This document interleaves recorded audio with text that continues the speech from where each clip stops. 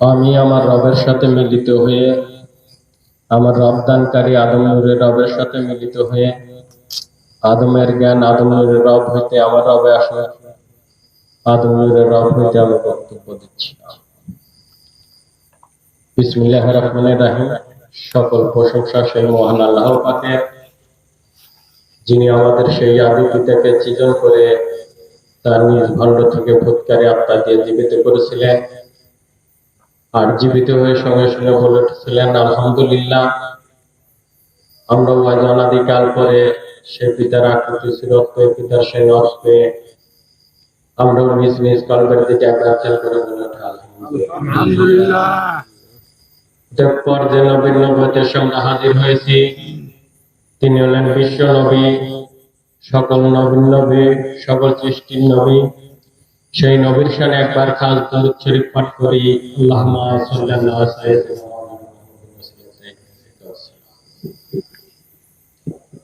উপস্থিত এই জালসার সভাপতি জনাব মোহাম্মদ রফিকুল ইসলাম তালুকদার জন্য, সাবেক ওভিপি সরকারি কলেজ, চেয়ারম্যান ৩ নং পোতাজিয়া ইউপি, পোতাজিয়া বিএনপির সভাপতি এবং আমার বড় ভাই প্রধান বক্তা মৌলানা মোহাম্মদ রফিকুল ইসলাম বেলায়েতি, উপস্থিত আমার প্রাণপ্রিয় মুর্শিদ পাক, মুর্শিদ মাতা, এবং উপস্থিত আমার হেদায়েতি ভাই ও বোনেরা, তাদেরকে নিয়ে আমি সকল মানব জাতিকে সালাম জানাচ্ছি। আসসালামু আলাইকুম। আমি আদম নূরের বাণী সকল মানব জাতির কাছে পৌঁছে দিচ্ছি। আমি নফসের জাতে আদম, রব্বের জাতে আদম। আমরা সর্বপ্রথমে আমাদের সেই মুর্শিদ পাকের জন্য আমরা সকলে একটু অন্তরের সহিত 3 বার সেই বিসমিল্লাহর সহিত আস্তাগফিরুল্লাহ পাঠ করি। আস্তাগফিরুল্লাহ মিন কুল্লি যামব, আস্তাগফিরুল্লাহ মিন কুল্লি যামব, আস্তাগফিরুল্লাহ মিন কুল্লি যামব।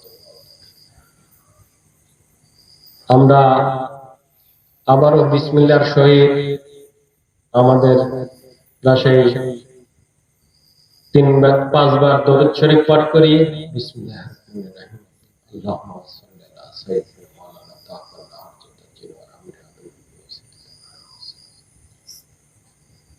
আল্লাহুম্মা সাল্লি আলা সাইয়্যিদিনা আল্লাহুম্মা সাল্লি আলা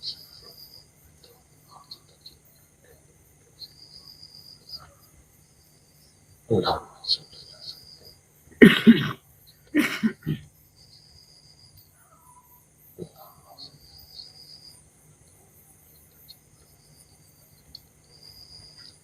আমরা আবারও বিসমিল্লাহর সহিত কালেমা 3 বার 7 বার পাঠ করি। বিসমিল্লাহ। লা ইলাহা ইল্লাল্লাহু হযরত আদম শফিউল্লাহ। লা ইলাহা ইল্লাল্লাহু হযরত আদম শফিউল্লাহ। লা ইলাহা ইল্লাল্লাহু হযরত আদম শফিউল্লাহ। লা ইলাহা ইল্লাল্লাহু হযরত আদম শফিউল্লাহ। লা ইলাহা ইল্লাল্লাহু হযরত আদম শফিউল্লাহ। লা ইলাহা ইল্লাল্লাহু হযরত আদম শফিউল্লাহ। আমরা সবাই একটু হাত তুলে মালিকের ইচ্ছায় সবাই একটু মোনাজাত করি। আমার মালিক, আমাদের অন্তর্জামী, হে মালিক, তোমার স্মৃতিচারণে, তোমার সেই রওজার পাশে আমরা হাত তুলেছি। হে মালিক, আমরা এই চলতি পথে কত না ভুলের ভিতর আছি, কত না সেই অন্যায়ের ভিতর শামিল হয়ে গেছি। মালিক, তুমি আমাদের সাহায্য করো, তুমি আমাদের দয়া করো, তুমি আমাদের সেই রহম করো, আমাদের সেই জ্ঞানে বুঝে হেলে দাও সেই ভুলগুলো, আমরা যাতে সেই ভুলগুলো জ্ঞানে বুঝে এনে সেগুলো সংশোধন করে পথ চলতে পারি, মালিক সেই তৌফিক দান করো। হে মালিক, তোমার কাছে আশ্রয় চাচ্ছি, তোমার কাছে প্রার্থনা চাচ্ছি মালিক, তুমি ছাড়া আমাদের আর কেউই নাই, তুমি একমাত্র আমাদের ভরসা, তুমি একমাত্র আমাদের সেই পথের দিশা দানকারী মালিক। তুমি আমাদের ভিতরে আছো, তুমি আমাদের ভিতরেই আছো, অতি নিকটে, অতি কাছে, তবু আমরা দেখতে পাই না, বুঝতে পারি না মালিক। তুমি আমাদেরকে সাহায্য করো, দয়া করো মালিক। এই ভ্রান্তির সময়ে তুমি চলে যাওয়ার পর থেকে মালিক, আমরা তোমার সেই হিদায়াত গ্রহণ করার পরও, তোমার সেই ঈমান আনার পরেও আমরা এই ভুলের ভিতর শামিল হয়ে পড়েছি মালিক। তুমি যদি এখান থেকে আমাদের সেই জ্ঞান বুঝে না এনে দাও, তুমি যদি আমাদের সেই পথকে না দেখাও, তাহলে কখনোই আমরা এই পথকে আর কখনোই সন্ধান করতে পারবো না, কখনোই সেই ভুলগুলো আমাদের সামনে আসবে না, কখনোই আমরা সেই ভুলগুলো সংশোধন করে চলতে পারবো না। যেরকম আমরা অতীতে ছিলাম, যেরকম আমরা কিছুদিন আগেও সেই অতীতে পড়েছিলাম, সেই গুণের যাতে পড়েছিলাম, সৃষ্টির যাতে পড়েছিলাম, যার কোনো জ্ঞান বোধ ছিল না, যার কোনো জ্ঞান ছিল না, সেখান থেকে তুমি আমাদেরকে সেই উদ্ধার করে তোমার সেই তরফের হেদায়েত দিয়ে আমাদের সেই তোমার জাতি করে নিয়েছো মালিক। আমরা যাতে তোমার সেই জাতের পথ ধরে চলে, তোমার সেই জাতের জাতি হয়ে তোমার কাছে ফিরে যেতে পারি মালিক, সেই তৌফিক আমাদের দান করো। হে মালিক, আমরা এই পৃথিবীর কখনোই টাকা পয়সা ধন সম্পদ কিছুই চাই না মালিক। হে মালিক, আমরা এই অর্থ সম্পত্তি কখনোই আমরা যাতে আমাদের এই লোভী করতে না পারে মালিক, সেই তৌফিক আমাদের দান করো। হে মালিক, আমরা কখনোই ক্ষমতা চাই না মালিক। আমরা চাই তোমার সেই দিশা, তোমার সেই পথ রচনা করে যাতে আমরা মানব স্বরূপ কায়েম করতে পারি মালিক, সেই তৌফিক আমাদের দান করো। হে মালিক, আমাদের ভুলগুলো সংশোধন করে দাও, নইলে কখনোই আমরা সেই ভুলগুলো আমাদের সামনে আনতে পারবো না, বুঝতে পারবো না মালিক, সেই তৌফিক আমাদের দান করো। হে মালিক, আমরা যাতে এই পৃথিবীর মায়ায় পড়ে আমাদের সেই জীবনকে নষ্ট করে না ফেলি মালিক, সেই তৌফিক আমাদের দান করো মালিক। তুমি আমাদের সাহায্য করো, তুমি আমাদের দয়া করো। হে মালিক, তোমার কাছে আশ্রয় চাচ্ছি, তোমার কাছে প্রার্থনা করছি মালিক, তুমি আমাদেরকে সেই পথ দেখাও, সেই সুগম পথ দেখাও, সেই সরল সোজা পথ দেখাও, যে পথ তুমি আমাদের হেদায়েতের ভিতর রচনা করে দিয়েছো, যে পথ ধরে আমরা যাতে চললে সেই আদম সুরাত কামাই করতে পারবো, সেই পথে পথিক করে দাও মালিক। তুমি একমাত্র সেই পথিকের সকল কিছু জানো, সকল কিছু বোঝো, সকল কিছুই জানো, সকল কিছুই দেখো মালিক। আমরা কিছুই জানি না, কিছুই বুঝি না, কিছুই দেখতে পাই না। তুমি যদি আমাদেরকে দেখাও তবেই আমরা দেখতে পাই, তুমি যদি আমাদেরকে সেই বুঝ তৈরি করে দাও তবেই আমরা বুঝতে পারি। তুমি যদি আমাদের সেই জ্ঞানে বুঝে এনে দাও তবেই আমরা সেই জ্ঞান নিয়ে চলতে পারি মালিক। নইলে কখনোই এই পথের কোনো দিশায় কোনো কিছুই আমাদের জানা নাই। যেরকম অতীতে আমরা সৃষ্টির ভিতরে ছিলাম, এই মানবে আসবো, এই মানব জন্ম পাবো, কখনোই কোনোদিন ভাবতে পারিনি, কখনোই চিন্তাও করতে পারিনি মালিক। সেখান থেকে তুমি আমাদেরকে এই মানব জন্ম প্রেরণ করেছো, এই জ্যেষ্ঠ সুরত দান করেছো মালিক। এই জ্যেষ্ঠ সুরতের ভিতর দিয়ে আবারও তুমি আমাদেরকে সেই রহম করার ভিতর দিয়ে আমাদের সেই জ্ঞানে বুঝে এনে দিয়েছো, এবং আমাদের সেই সময়ে তোমার সেই তরফের প্রতিনিধিকে পেয়েছি, তোমার সেই খলিফাকে পেয়েছি, তোমার সেই হিদায়াত পেয়েছি। আমরা সেই হিদায়াত গ্রহণ করেছি, সেই হিদায়াত গ্রহণ করার ভিতর দিয়ে তোমার কাছে স্বীকৃতি দিয়েছি মালিক। আমরা যাতে তোমার সেই স্বীকৃতির ভিতর দিয়ে চলতে পারি, আমরা যাতে সেই মানব সুরত কামাই করে তোমার কাছে ফিরে যেতে পারি মালিক, সেই তৌফিক দান করো। মালিক, তুমি আমাদের সাহায্য করো, দয়া করো মালিক। আমরা যাতে পৃথিবীর লোভে পড়ে আমাদের সেই জীবনকে আর নষ্ট না করি, আমরা যাতে আবার সেই পৃথিবীর লোভে পড়ে আমাদের সেই জীবনকে আমার ভিতর সামিল না করি, আবার সেই গুণের যাতে না যায় মালিক। তুমি আমাদের সাহায্য করো, দয়া করো, তুমি আমাদের সেই দয়া সাহায্য করো মালিক। তুমি ছাড়া আমাদের আর কেউ নাই, তুমি ছাড়া আমাদের আর কেউ সাহায্যকারী নাই।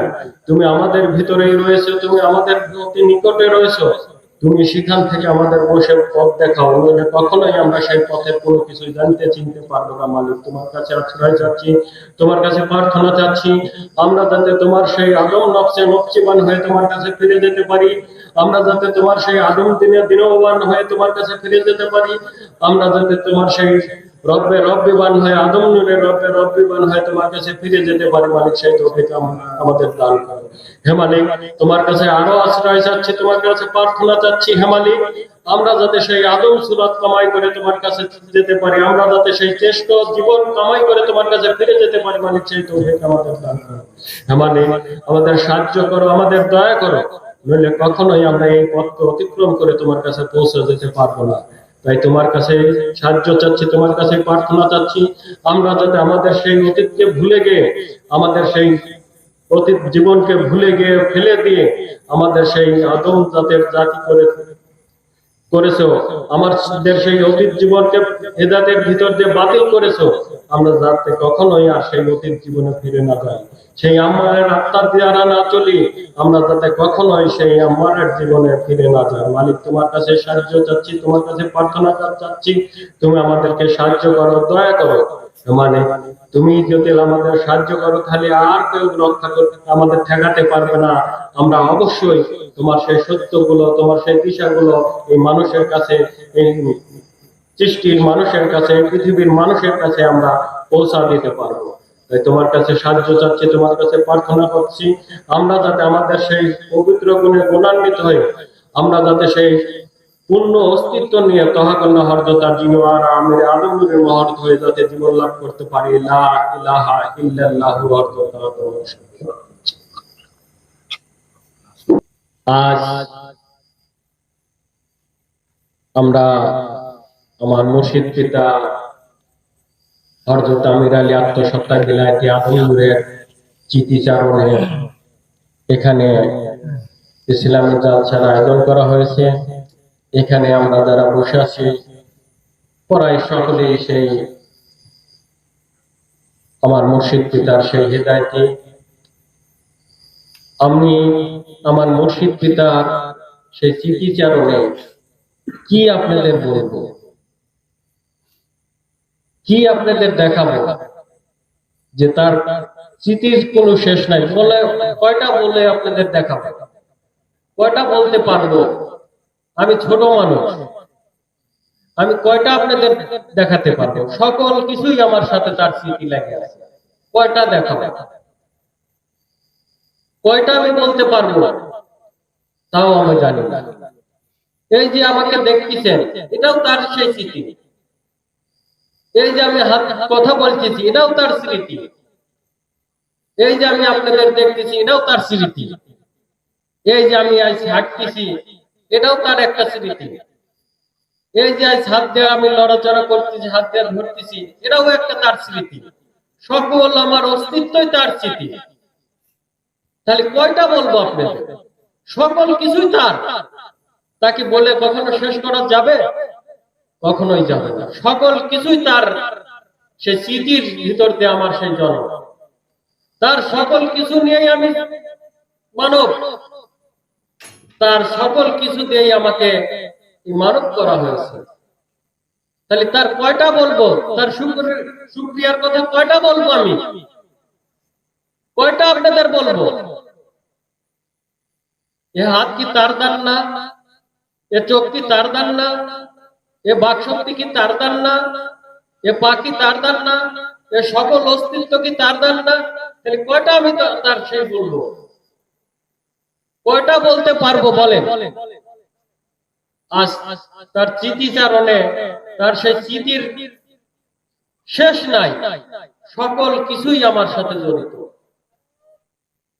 সকল কিছুই আমার সাথে তার জড়িত।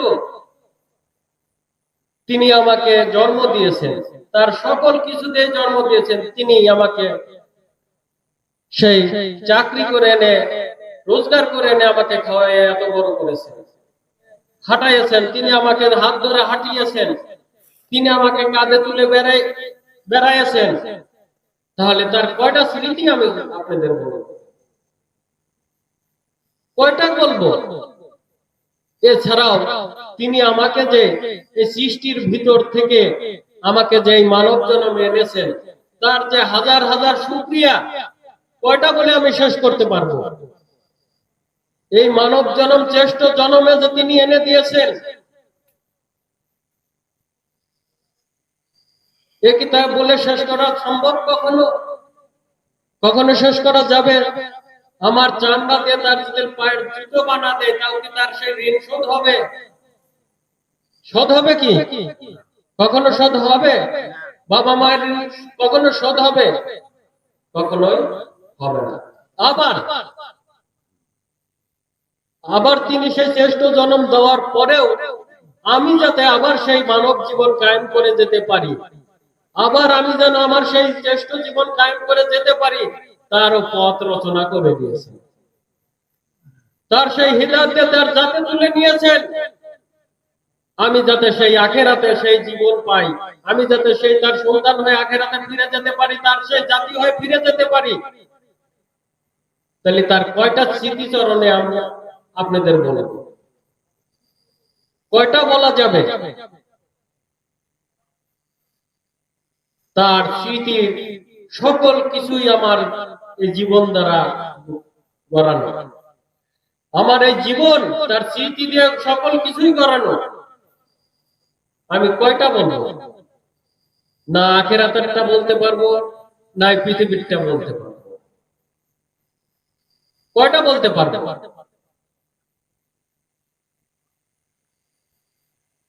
কতগুলো আছে এরকম, আরো হাজার হাজার স্মৃতি তার সাথে আমার লাইনে আছে। তার সাথে একসাথে আমি দোকানদারি করছি, তার সে চাকরিতে যখন থাকতেন তার সাথে আমি ভাত নিয়ে গেছি, সে এসে আমার সাথে ডাক দিয়ে খোকা আসো নামাজ পড়তে হবে, নামাজ পড়ো, এভাবে নামাজ পড়ছি একসাথে। তার কয়টা স্মৃতি আমি মনে রাখতে পেরেছি? কয়টা স্মৃতি আপনাদের বলতে পারবো? আমার যাতে আগ্রহ হয় এই নামাজের প্রতি, আমি যাতে সেই আগ্রহ স্মৃতি নিয়ে এই নামাজ পড়ি, আমি যাতে সেই ভালোভাবে চলি, তার জন্য আমার বাবা এই জায়নামাজের নিচে খাওয়ারটা রেখে দিতেন। তখন বলতেন, নামাজ শেষে বলতেন, খোকা দেখো তো তোমার আল্লাহ তোমাকে কি দিয়েছে। বলতো যে খোকা দেখো তো তোমার আল্লাহ তোমার সেই নামাজের খুশি হয়ে তোমাকে কি দান করেছে।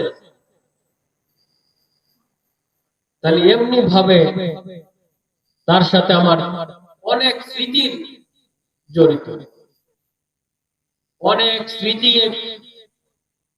পোতাজিয়াবাসীর সাথেও জড়িত, যাই পোতাজিয়াবাসী কখনোই বলে শেষ করতে পারবে না, কখনোই বলে শেষ করতে পারবে না। তারপরও আজ আমরা সেই পোতাজিয়াবাসী দেখেন এখানে আপনাদের সামনে ঢাকা থেকে যখন আসছেন, ওই কুষ্টিয়া থেকে যখন আসছেন, ওই চিটাগাং থেকে যখন আসছেন, তখন আপনাদের সামনে বড় করে দেখাই নেই এই পোতাজিয়াবাসী। আপনারা যতই টাকা দেন, এরা যে গায়ে খেটে করে, এরা যে আমার সাথে থেকে বসে করতেছে, এর কখনোই তোমরা মূল্য দিতে পারবে না, এদের ধারের কাছে তোমরা যেতে পারবে না বলেনি? আজ দেখেন তারা কোথায় আর আপনারা কোথায়। আজ আপনারা কোথায় আর তারা কোথায়? তাদের কি বড় করে করে আপনাদের সামনে উপস্থাপনা করেনি? আমার ভাই, বড় ভাই রফিকুল ইসলাম আছেন, উনি তো আসতেন, তখনও তো বলতেন, বলেনি? বলছে তো না, বলেনি? আমার মুর্শিদ পাকে একটি কথা আজ মনে পড়ে গেল। আমার মুর্শিদ পাক বলতেন, যখন তিনি এই ধর্মকে প্রসার করেন, হয়তো দু একজন হেদায়েত নিয়েছেন, হয়তো নেননি, তখন মসজিদে যে নামাজ পড়ার পরে তিনি বলতেন যে আমি তোমাদের দু একটা কথা তোমাদের সামনে বলবো, তোমরা আমার কথা শোনো।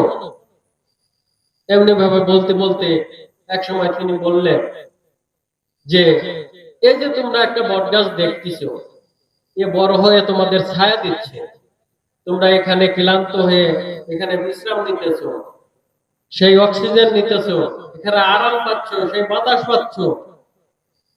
পাচ্ছ না, এখান থেকে তোমরা সেই অক্সিজেন পাচ্ছ না, তোমরা এইখান থেকে বসে সেই বিশ্রাম নিচ্ছ না, সেই ছায়ার তলে এসে একটু ক্লান্তি করতেছ না। আমুল কাবল একটা সেই ছোট বট গাছ, তোমাদের কি উচিত না আমাকে সেই পানি ঢেলে তাকে বড় করা, আমাকে যাতে সেই ছাগল গরু খেয়ে না ফেলে তার জন্য তোমাদের কি রক্ষা করা উচিত না? আমি যাতে আমার সেই ছায়ার তলে তোমরা এসে বসতে পারো, আমি যাতে তোমাদের সেই ছায়া দিতে পারি, এর জন্য তোমাদের কি একটু দয়া হয় না? যে এই গাছটা বড় হলে তো আমরাই ছায়া পাবো, এই গাছটা বড় হলে তো আমরাই এখান থেকে অক্সিজেন পাবো, এই গাছটা বড় হলে তো আমরাই এখানে বিশ্রাম নেব।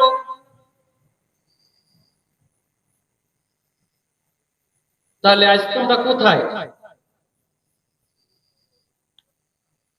সেই গাছটাই তো এই 12 শতক জায়গা, এখানে এসে কি আপনারা ছায়া পাচ্ছেন না?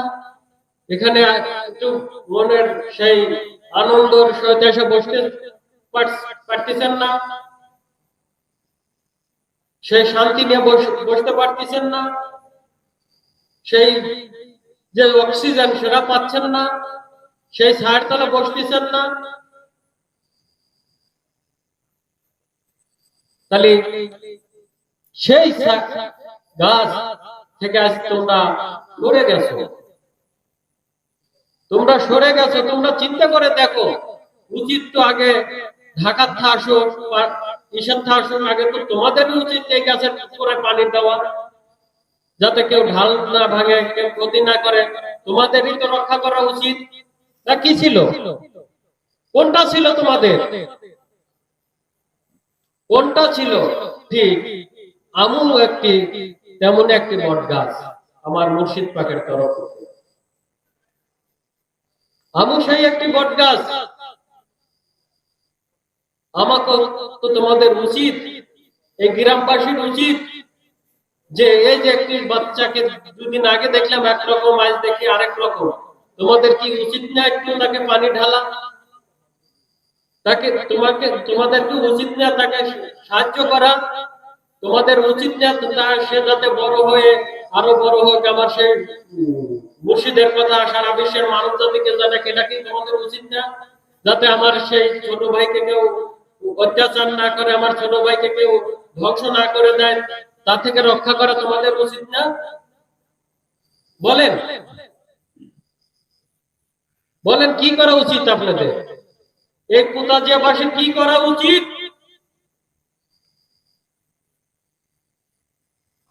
বলেনি মুর্শিদ ভাই? আমি আপনাদের স্মরণে এনে দিচ্ছি, জ্ঞানে এনে দিচ্ছি। আপনারা হয়তো ভুলে গেছেন সেদিনকার কথা, আপনারা হয়তো সেদিনকার কথা ভুলে গেছেন। তাই আমি একটু স্মরণে এনে দিলাম, আপনারা মনে করে দেখেন যে আসলে আপনারা কি করতেছেন, আসলে আপনারা কি করতেছেন। আসলে আমরা যে হিদায়াত নিয়েছি, আমরা যে সেই পথ মুর্শিদ পাক রচনা করে দিয়েছেন, সেখানে কাউকে কি ধরে এনে দেওয়া হয়েছে? কেউ কি ধরে এনে দিচ্ছেন যে জোর করে ধরে এনে দিচ্ছি এই হিদায়াত নিতেই হবে? কেউ কি দিচ্ছেন?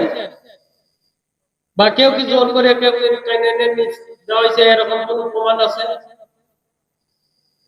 না, জ্ঞানে বুঝে নিয়ে তারপরে কে নিছেন?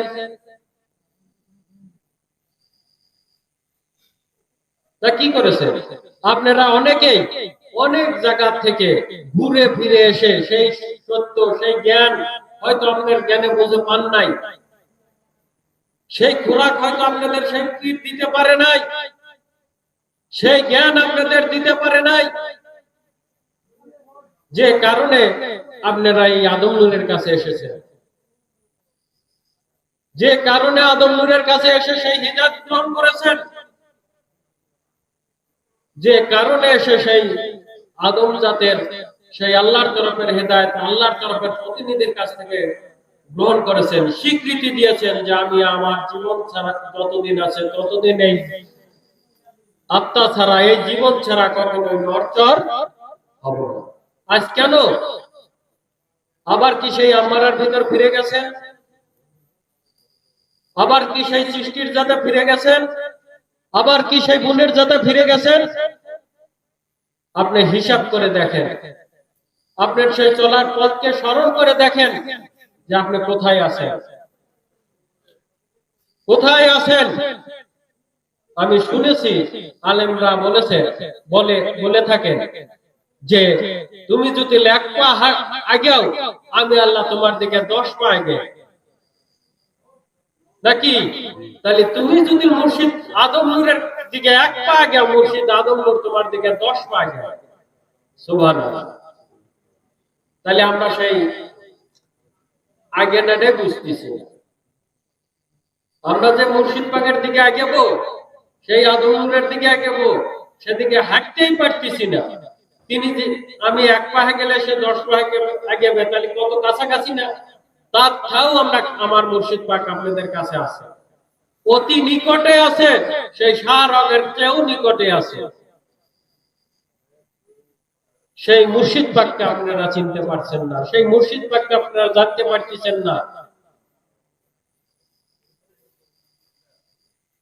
তার কিভাবে বলবো, আর আমার মুর্শিদ পাক আপনাদের কিভাবে বুঝাবে, কিভাবে জ্ঞান এনে দিবে, কিভাবে বুঝ তৈরি করে দিবে? মুর্শিদ পাক তো এটাও বলেছে যে এই মানব জীবন আখের জীবন, শেষ জীবন, এই জীবন থেকে তুমি যদি কিছু অর্জন করে যেতে পারো, তুমি সেই জীবনে যায় দণ্ডায় মানাতে পারবে। বলেনি? আপনারা কোন জীবনে যাচ্ছেন, কোন জীবনে অগ্রসর হচ্ছেন, কোন জীবনে অগ্রসর হচ্ছেন বলেন তো? আমি হয়তো আপনাদের সুন্দর করে সেই কোরআনের আয়াত সুর করে বলতে পারবো না, কিন্তু আমি যা বলবো সকলে সত্য, সকলে সত্য বলবো, কখনো মিথ্যা বলবো না। তাই আপনারা সেই আদম নূরের দিকে, সেই আপনার অন্তরের দিকে 1 পা হাঁটেন, দেখেন আপনার দিকে আদম নূর 10 পা হাঁটছে। আপনি সেই মনকে আগে সেখানে নেন, সেই একরোখা হন, তবে তাই সম্ভব। অনেকেই আজকে দেখলাম জান্নাত নিয়ে আলোচনা। জান্নাত কি দেখছেন কোনদিন? জান্নাতের নামই শুনেছেন, জান্নাত কখনো দেখেন নাই। জান্নাত কখনো দেখেন নাই না দেখছেন? দেখছেন কি? দেখেন না। দেখার ইচ্ছা জাগে না? দেখার কি ইচ্ছা জাগে? জান্নাতে আলেমরা কি বলে, কি কি পাওয়া যায়? যা খাবো তাই পাওয়া যায়, নাকি? যা খাবো যা চাবো তাই পাবো। ভোর গেলে মানরাদের বলবো, তারা আইনে দিবে। আবার যদি বলি খাওয়া দাও, খাওয়াও দিব। আবার কি চাবা দিবার বলি, চাবাও দিব। না, এগুলো শোনেন নাই? এগুলো নিয়ে তো ওয়াজ করে। এগুলো কি দেখছেন কোনদিন? বাস্তবে কোনদিন দেখছেন? হ্যাঁ, কথা বলেন না। জান্নাত আপনার সাথেই, দোজখ আপনার সাথে। বলে নাই মুর্শিদ, জান্নাত এবং দোজখ আপনার সাথেই লেগে রয়েছে, আপনি কখনো জান্নাত দোজখ চেনেন না। জান্নাতি স্থান এই পৃথিবী, এই পৃথিবীতে সকল কিছু পাওয়া যায়, অন্য কোথাও পাওয়া যায় না। বিজ্ঞানী মতে দেখেন, এই পৃথিবী যা পাওয়া যায়, অন্য গ্রহ কি পাওয়া যায়? পাওয়া যায় কি? তাহলে সবকিছু এই পৃথিবীতেই পাওয়া যায়। এই পৃথিবীটাই জান্নাত, এই পৃথিবীটাই হলো জান্নাত, আর কোথাও জান্নাত পাওয়া যাবে না। আর যারা এই জান্নাতীদের থেকে জান্নাতি জীবন কামাই করবে, তারাই এই জান্নাত ভোগ করতে পারবে। তারাই এই জান্নাত ভোগ করতে পারবে। বিশ্ব নবীর একটি হাদিসে বলা আছে না, আদম সূরাতি ছাড়া কেউ জান্নাতি না। বলে তো আলেমরা, শুনছেন তো? তাহলে আপনি যদি সেই আদম সূরাত কামাই করতে পারেন, তাহলেই জান্নাতি জীবন কামাই করতে পারবেন, তবেই আপনি জান্নাত ভোগ করতে পারবেন। এই জান্নাতের ভিতরেই আপনি মানব জন্মে আছেন ততদিনই আপনার জান্নাত জীবন আছে। এই জীবন শেষ হয়ে যাবে, আবার দোজখে নিক্ষেপ হবেন। দেখেন 4 গুণ আপনার সকল কিছুই দোজখ থাকতেছে। শুধু আপনারাই মানব জন্মে যারা আছেন তারাই জান্নাত ভোগ করতেছে, তারাই জান্নাত ভোগ করতেছে। এই মানবী হলো জান্নাতি জীবন। তাই বিশ্ব নবীর হাদিসে বলা হয়েছে আদম সূরাতি ছাড়া কেউ জান্নাতি না। আর আমার মুর্শিদ পাক হযরত আমির আলী আত্মসত্তায় বিলাইতি আদম নূরি, আপনারা যারা হেদায়েত গ্রহণ করেছেন প্রত্যেকটা মানুষকে সেই হেদায়েতের ভিতর দিয়ে আদম সূরাত কামাই করার পথ রচনা করে দিয়েছেন। দেয়নি?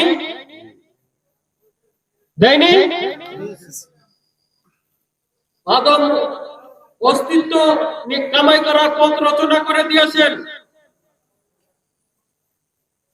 আদম পূর্ণ জীবন কায়েম করার জন্য পূর্ণ ধর্ম আপনাদের বুঝিয়ে দিয়েছেন। দেয়নি? আপনারা এই জীবন থেকে যাতে অন্য জীবনে আর কখনো না যান তার জন্য স্বীকৃতিও নিয়েছেন। দেয়নি?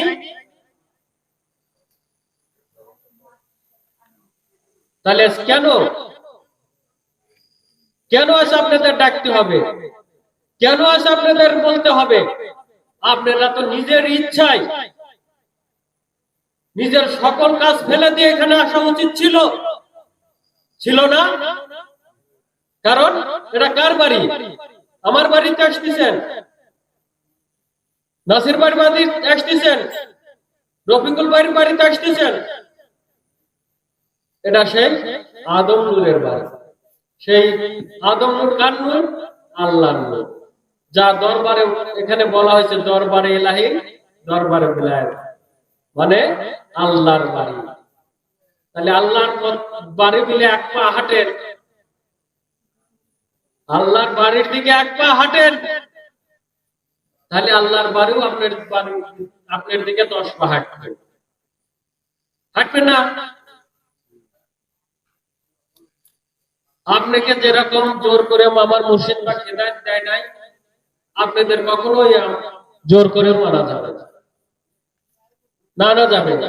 আমি যদি আমার মনে না চাই, আমি যদি না আসতে চাই, তাহলে কত বাহানা তৈরি করা যায় না?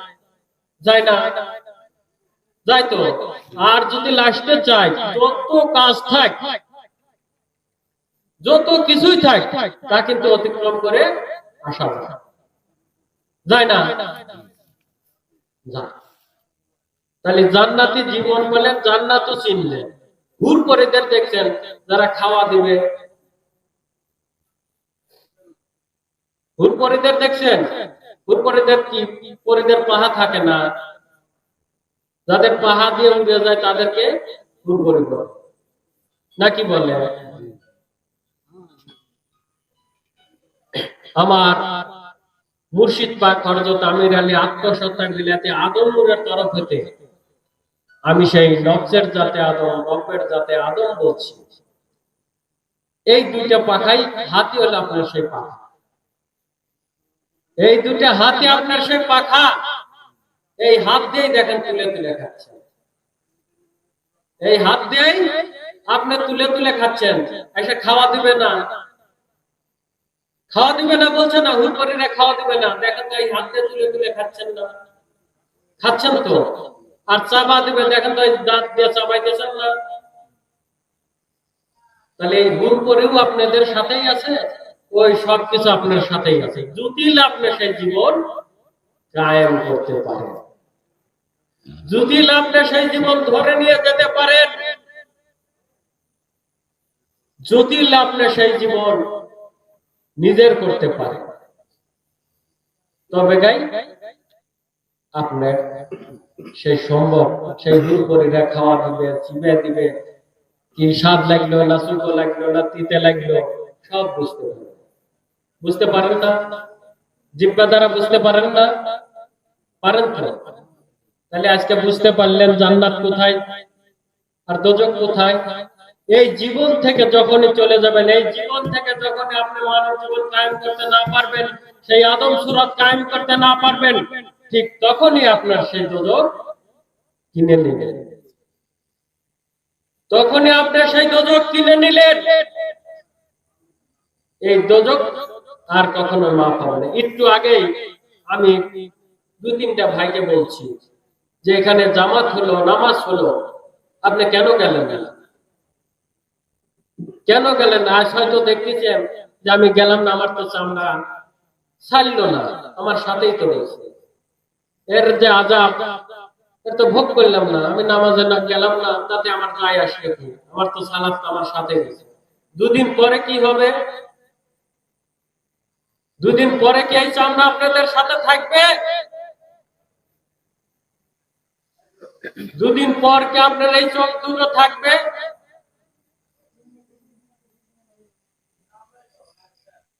তাহলে অবশ্যই চিন্তা ভাবনা করে চলে।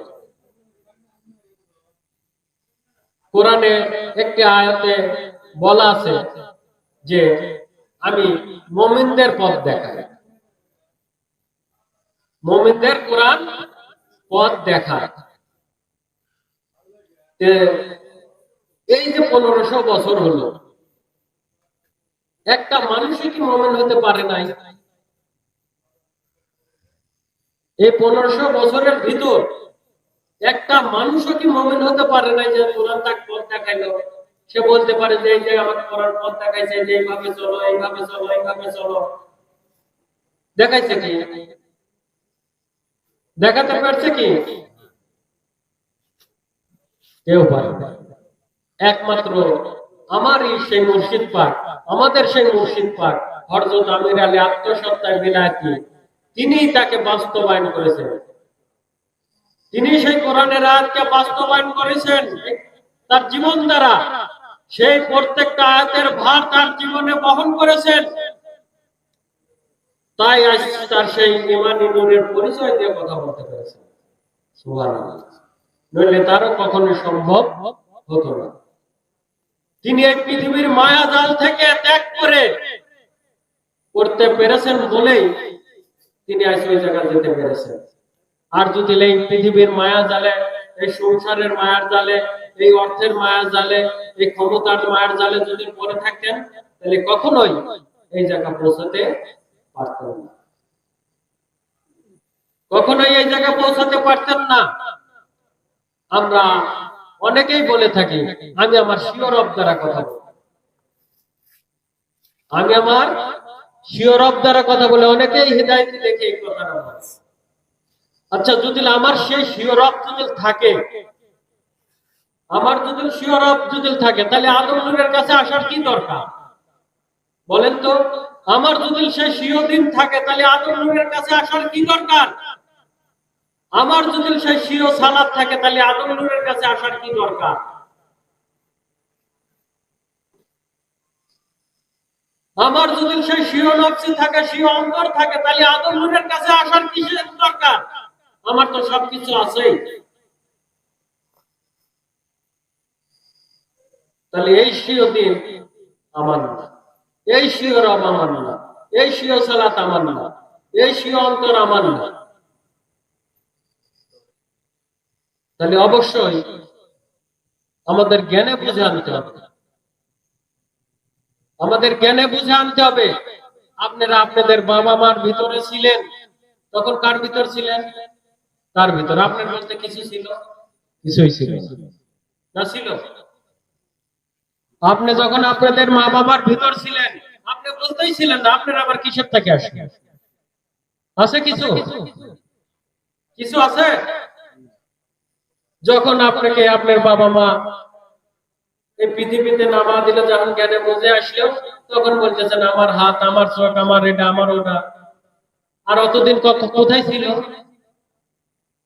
অতদিন কোথায় ছিল? ঠিক তেমনি ভাবে আজ আদম নূরের মুর্শিদ এগুলো দেখাইছে, আর সেগুলো জানছি, আর বলতেছি এই যে আমার শিওর এই রবের মালিক কি আমি না আদম নূর? আল্লাহর অস্তিত্বের ভিতর যত নূতন সত্য আছে, প্রত্যেকটারই একটা করে দিন আছে, একটা করে রব আছে, একটা করে সুরত আছে, একটা করে তাদের অন্তর আছে। ঠিক তেমনি ভাবে আদম নূরেরও একটা করে এগুলো আছে। আমরা যাতে সেই আদম সুরত আদম দিন আদম রব কামাই করতে পারে, আদম নূরের রব কামাই করতে পারে, আদম নূরের দিন কামাই করতে পারে, আদম নূরের সুরত কামাই করতে পারি, তার জন্যই আদম নূরের মুর্শিদ তার থেকে আমাদের দেওয়া হয়েছে, না দেয়নি? তার থেকে নিয়ে বলতে চাইছে আমার, ওটা কি আমার?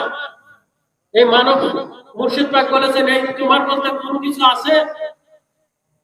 এই মানুষের আমার বলতে কোনো কিছু আছে? সকলই তো পরের থেকে আসা, তুমি মানব, তোমার বলতে কি আছে সেটা দেখাও, তোমার বলতে কি আছে সেটা দেখাও।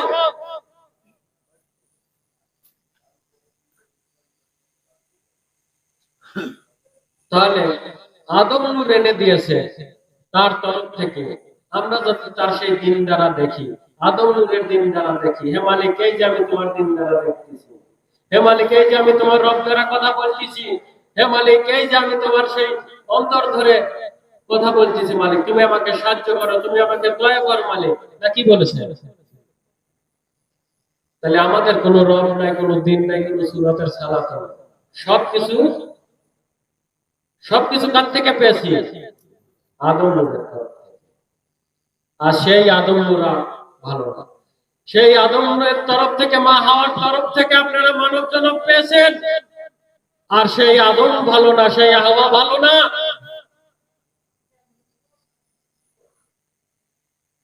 তার জীবন লেজ আপনি পৃথিবীতে চলতেছেন, আমার আমার করতেছেন, আর সেই আদম আপনাদের কাছে ভালো হলো। আমার মুর্শিদ পাকের আরেকটি কথা বলে আমি শেষ করবো। রাত অনেকটুকু হয়েছে, রাত অনেকটুকু হয়ে গেছে। আমার পরে আমার বড় ভাই মাওলানা মোহাম্মদ রফিকুল ইসলাম বেলায়েতি তিনি বক্তব্য দিবেন, তার ভিতর দিয়ে আমাদের মাহফিল সমাপ্ত হবে। সেটা হলো যে এই যে আমরা আজ এখানে উপস্থিত হয়েছি, আজ আমরা গুটি কয়েক মানুষ, আমার মুর্শিদ পাক যখন শুরু করেন এই গুটি কয়েক মানুষই হয়েছিল, এই গুটি কয়েক মানুষই হয়েছিল, সেখান থেকে অনেকগুলো হয়েছে। আজ আবার দেখেন সেই ভ্রান্তির ভিতর করে চলে গেছে, চলে গেছে। একটু আগে জান্নাতের কাতার কে জান বললো যে ৭৩টা কাতার হবে, একটা কাতার জান্নাত, তাই না?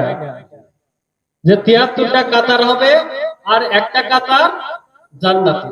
আচ্ছা, সেই জান্নাতি কাতারটা ছোট হবে না বড় হবে? ছোট হবে না বড় হবে? সবার চেয়ে ছোট হবে। তার কারণটা কি তাকে জানেন? এই ছোট হওয়ার কারণটা কি তাকে জানেন? একটা মানব হলে, একজন যদি এই পৃথিবী থেকে মানব জীবন কায়েম করে যেতে পারে, তাহলে হাজার হাজার মানুষের সেই দোজখবাসী হতে হবে। কারণ এই মানবরা খাইতে পরে যত লাগবে সেই হিসাব করছেন কোনদিন?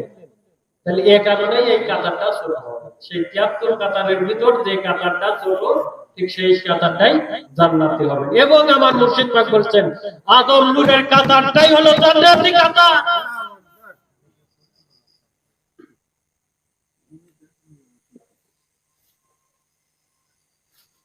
আদম নূরের সেই কাতারটাই হবে জান্নাতির কাতার। সেই কাতারটা কখনোই বড় হবে না।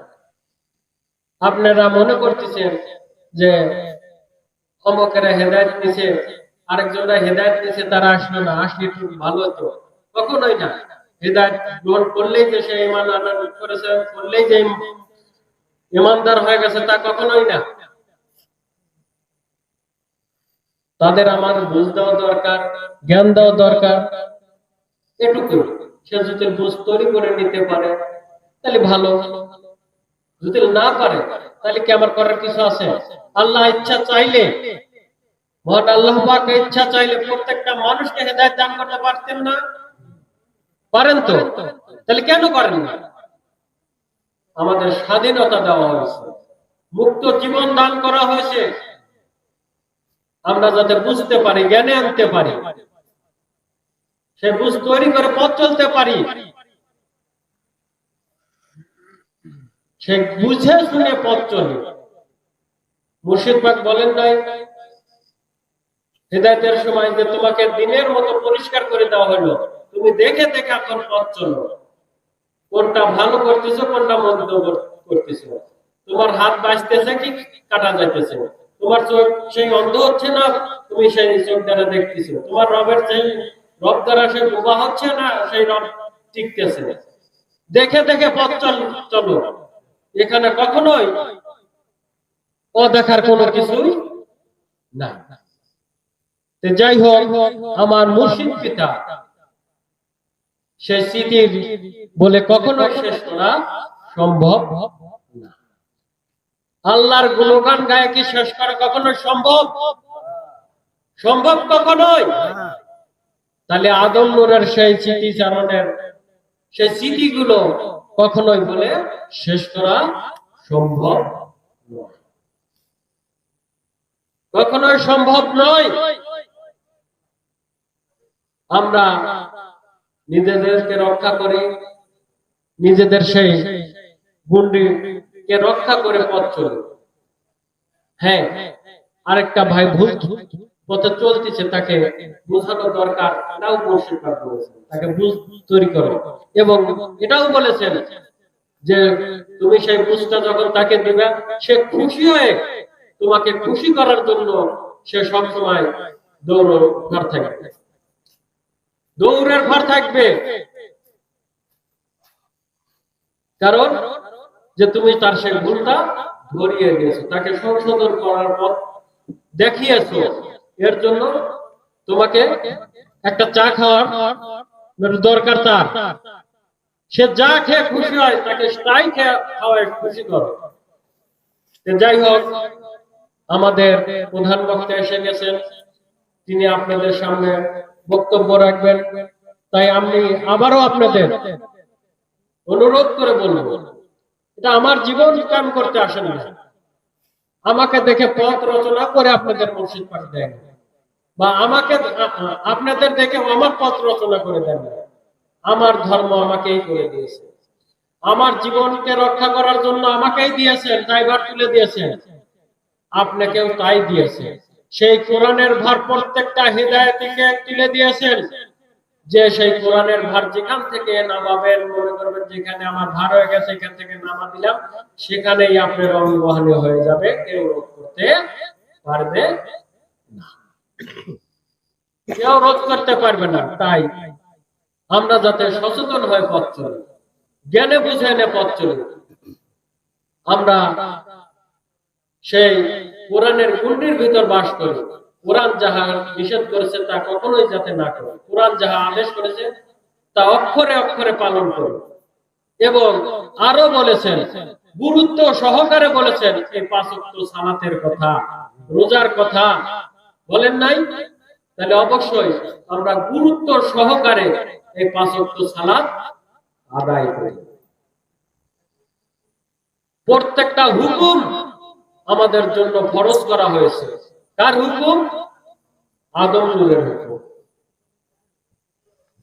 আদম নূরের প্রত্যেকটা হুকুম ফরজ করা হয়েছে কাদের জন্য? প্রত্যেকটা হিদায়াতীর জন্য, আর কারোর জন্য। মুর্শিদ পাক যত বক্তব্য দিয়েছেন, যদি অন্য লোকের জন্য দিয়ে থাকে, তারপরেও সকল বক্তব্যই আপনাদের জন্য দিয়েছেন, যাতে আপনারা সেখান থেকে জ্ঞান তৈরি করতে পারেন, বুঝ তৈরি করতে পারেন, সেখানে কোনো ভুল হলে সেগুলো সংশোধন করতে পারেন, সতর্ক করেছেন। তাহলে অবশ্যই আমরা সেদিকে জ্ঞানে বুঝে এনেছি। আজ এখানে আসছি, এত কষ্টের বিনিময়ে আসছি, তারপরেও দেখেন এখান থেকে ছুটাছুটি এখানে ওখানে যাওয়া এটা করতেইছি। কেন করতেছি? কারণ আমার সেই আদম নফসের উপর আমি দণ্ডায়মান নাই। এ টান দিতেছে ওইখানে যেতেছি, ও টান দিতেছে ওইখানে যেতেছি। না কি করতেছি? এখানে এসেছি কি কারণে? এত কষ্ট বিনিময়ে সেই ইসাতে কুড়িগ্রাম থেকে, সেই ঢাকা থেকে, সেই নেত্রকোনা থেকে, সেই কুষ্টিয়া থেকে, সেই ফেনী থেকে কিসের জন্য এসেছি? দুটো কথা শোনার জন্য বা দুটো কথা বলার জন্য। কার কথা? আমার কথা বলবেন, ভাইয়ের কথা বলবেন, আপনার কথা বলবেন, না সেই মুর্শিদ পাকের কথা বলবেন? এখান থেকেও তো আমি একটা বুঝ তৈরি করতে পারি যে আমার যদি ভুল হয়ে থাকে সেখানে আমি সংশোধন হতে পারি, সে জ্ঞানটাও তো আমার আসতে পারে। তাহলে অবশ্যই এখান থেকে সেগুলো শুনি, মনোযোগ সহকারে শুনি, অন্তরের সহিত শুনি। এখানে কারো ব্যক্তিগত কথা বলা হয় না, কোন নিজের মন গড়া কথা বলা হয় না। যারা বলবে তারা এমনিতেই এখান থেকে ছুটকে চলে যাবে, কখনো এখানে তারা থাকতে পারবে না। সে যত বড় যেই হোক, তার মনে হিংসা নিয়ে যেই কথা বলবে, হিংসা নিয়ে যেই চলবে, সে এখান থেকে অবশ্যই বাহির হয়ে চলে যাবে,